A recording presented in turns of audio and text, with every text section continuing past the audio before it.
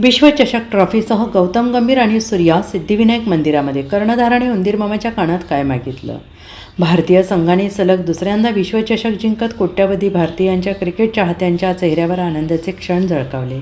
ICC T20 विश्वचषक स्पर्धेत यंदा भारत विरुद्ध न्यूझीलंड यांच्यात अंतिम सामना झाला.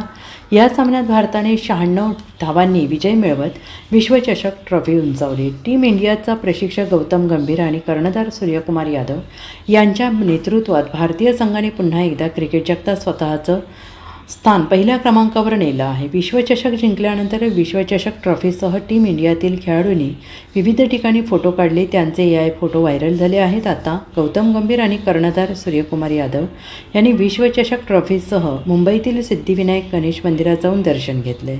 दरम्यान मंदिरात प्रवेश करण्यापूर्वी सूर्याने बाहेर असलेल्या मूषक म्हणजेच उंदीर मामाच्या कानात नेमकं काय सांगितलं याची उत्सुकता सगळ्यांनाच लागलेली आहे. सूर्याचा उंदीर मामाच्या कानात काहीतरी बोलतानाचा फोटो आणि व्हिडिओ देखील समोर आला आहे. त्यामुळे चाहत्यांना हा प्रश्न पडल्याचं दिसून येते. Bureau report SBN Marathi, Mumbai.